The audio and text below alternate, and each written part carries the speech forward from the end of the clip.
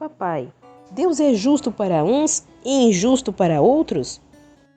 Como sempre faz, comparou um relacionamento físico entre as pessoas e o assunto questionado, simbolizando como deveria ser o relacionamento entre Deus e nós e Deus. Pedi a ele novamente que gravasse seus pensamentos e ele o fez em guardanapos de papel. Agora que escrevemos este trecho, pedi à médium, tia Vera, que solicitasse a ele esses guardanapos. Gentilmente nos cedeu e os transcrevo na íntegra. Aí está a sua resposta. Normalmente, quando tudo está certo conosco, achamos que é merecimento e que Deus nos faz justiça.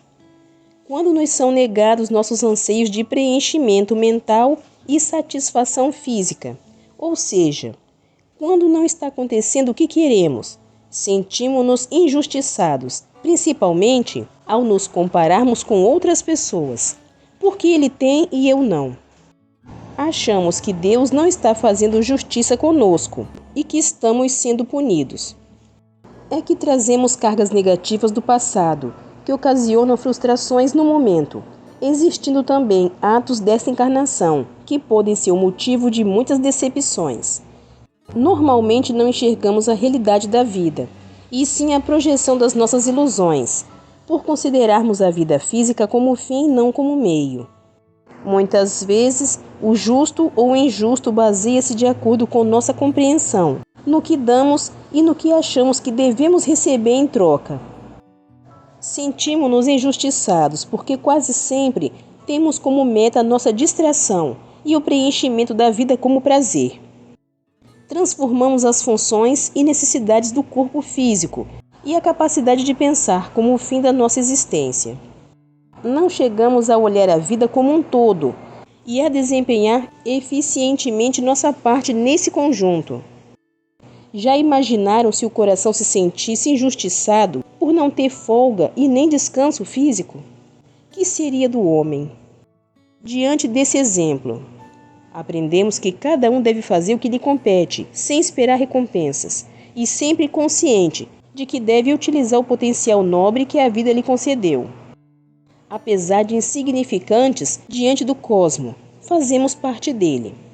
Portanto, precisamos desempenhar nossa função como parte da vida, e não viver para os nossos prazeres e conquistas materiais ou espirituais. Deus não cria os seres para puni-los ou premiá-los. Cada qual tem sua função e utilidade, assim como o grão de areia tem sua função no deserto ou na praia. Punir uma manifestação seria reconhecer sua própria falha.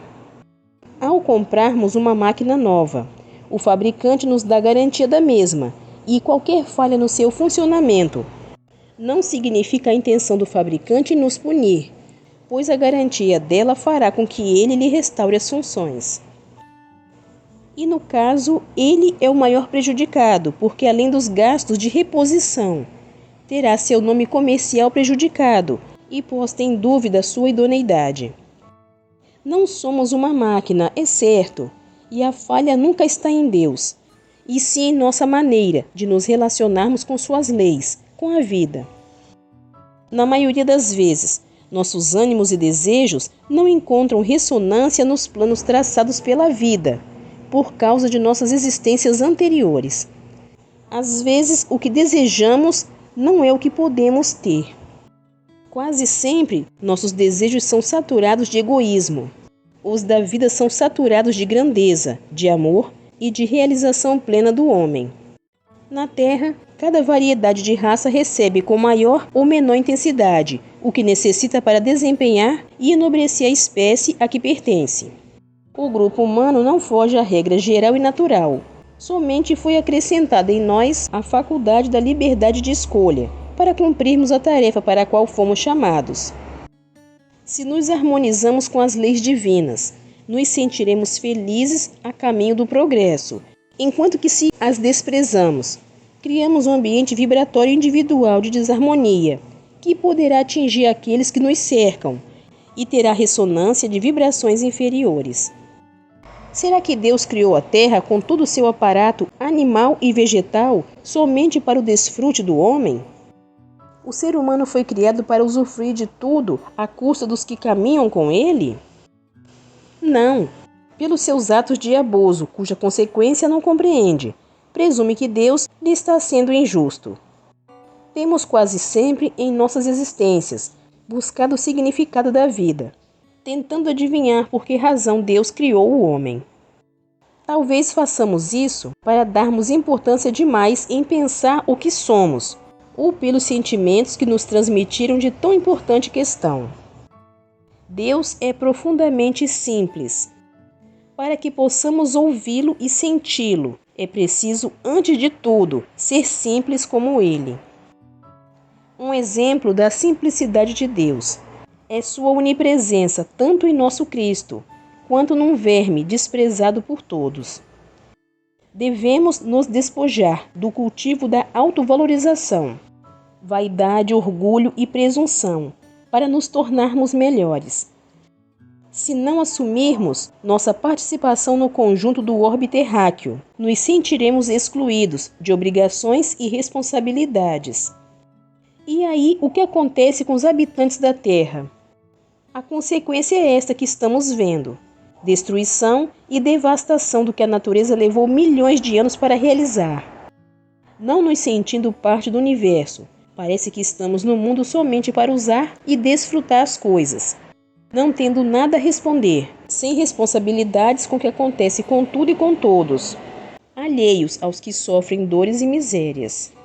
Não podemos compreender aquele do qual estamos separados, e enquanto assim estivermos, não faremos parte do todo.